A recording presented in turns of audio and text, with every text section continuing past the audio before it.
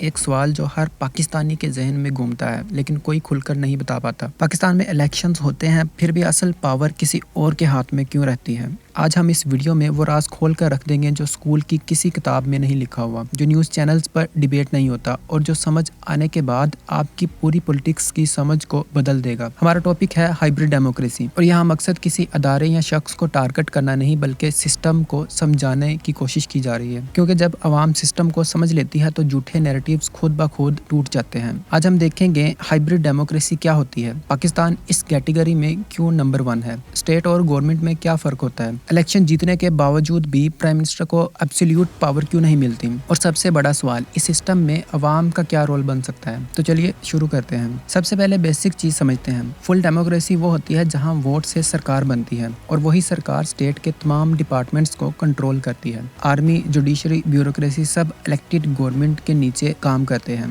Policy direction सिर्फ civilian government देती है। इस तरह का सिस्टम नॉर्वे और न्यूजीलैंड में काम करता है। इसके बाद अथॉरिटेरियन सिस्टम होता है जो इसके बिल्कुल ऑपोजिट है, जहां पर इलेक्शंस नहीं होते, लेकिन अगर हो भी जाएं तो वो सिर्फ सिंबॉलिक होते हैं। इसके बाद तीसरा सिस्टम है हाइब्रिड डेमोक्रेसी। इसमें इलेक्शंस होते हैं, इलेक्टेड गवर्नमेंट भी होती है, पर कई मेजर डिसीजंस में अनइलेक्टेड इंस्टीट्यूशन का भी हिस्सा होता है। नेशनल सिक्योरिटी, फॉरेन पॉलिसी और बहुत से स्ट्रेटेजिक डिसीजंस में unelected institution important role play करते हैं। पावर एक जगह कंसंट्रेट नहीं होती, मल्टीपल पावर सेंटर्स होते हैं। पाकिस्तान एग्जैक्टली इसे तीसरी कैटेगरी में फॉल करता है। अब सवाल यह है कि पाकिस्तान में हाइब्रिड सिस्टम क्यों है। रीजन सिंपल है, हमारी हिस्ट्री। पाकिस्तान के 77 साल में पॉलिटिकल पार्टीज बहुत कमज़ोर रहीं, सिविलियन गवर्नमेंट्स शॉर्ट लिव्ड रहीं, यानी कोई भी गवर्नमेंट अपनी 5 साल की टर्म कंप्लीट नहीं कर पाई। सिक्योरिटी चैलेंजेस बहुत बड़े थे, इंस्टीट्यूशन सियासत से ज़्यादा स्टेबल रहे, जुडिशरी ने कई दफ़ा क्रूशियल इंटरवेंशंस की, ब्यूरोक्रेसी और एस्टेब्लिशमेंट की कंटिन्यूटी रही। जब सिविलियन सेटअप वीक हो जाता है तो बाकी इंस्टीट्यूशंस ऑटोमेटिकली पावरफुल हो जाते हैं। This is not a conspiracy,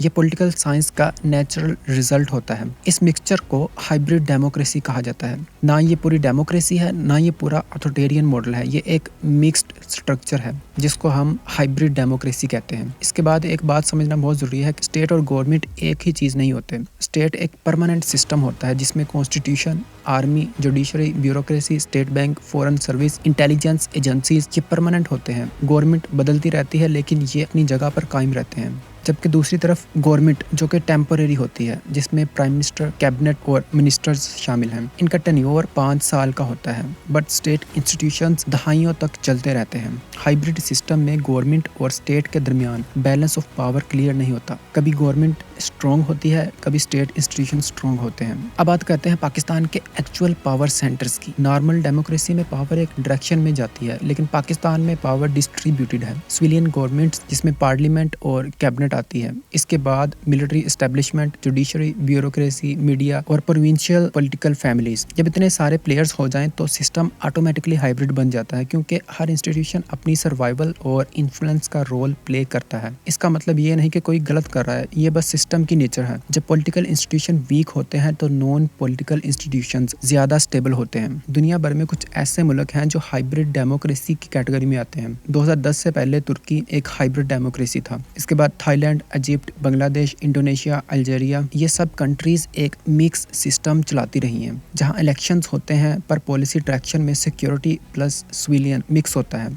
comparative politics में पाकिस्तान को इसी लिस्ट में रखा जाता है। और लास्ट में सबसे इम्पोर्टेंट सवाल, इस हाइब्रिड सिस्टम में अवाम बेवकूफ़ क्यों रहती है, क्योंकि अवाम सिर्फ इलेक्शंस को समझती है, सिस्टम को नहीं। हाइब्रिड डेमोक्रेसी में सिर्फ वोट डालकर घर बैठ जाना काफ़ी नहीं है, आपको डबल गेम खेलना पड़ता है। इलेक्शंस में अपनी पसंद की पार्टी को वोट दो, साथ ही सिस्टम के दूसरे पावर सेंटर्स को भी समझो और मॉनिटर करो। जब अवाम एजुकेटेड हो जाती है तो नैरेटिव से डिवाइड नहीं होती। पाकिस्तान को प्योर डेमोक्रेसी बनाने के लिए पहला कदम ये नहीं कि किसी इंस्टीट्यूशन को खत्म कर दो, पहला कदम ये है कि पॉलिटिकल पार्टीज को स्ट्रॉन्ग इंस्टीट्यूशन बनाओ, लीडरशिप से आगे इंस्टीट्यूशंस की पॉलिटिक्स आए और अवाम सिस्टम को इतना समझ जाए कि कोई उसे बेवकूफ़ न बना सके। जब तक ये नहीं होगा इसी तरह हाइब्रिड डेमोक्रेसी चलती रहेगी, लेकिन जब अवाम जाग जाएगी तो सिस्टम खुद बदल जाएगा। वीडियो पसंद आए तो लाइक, शेयर और चैनल को सब्सक्राइब करें। शुक्रिया।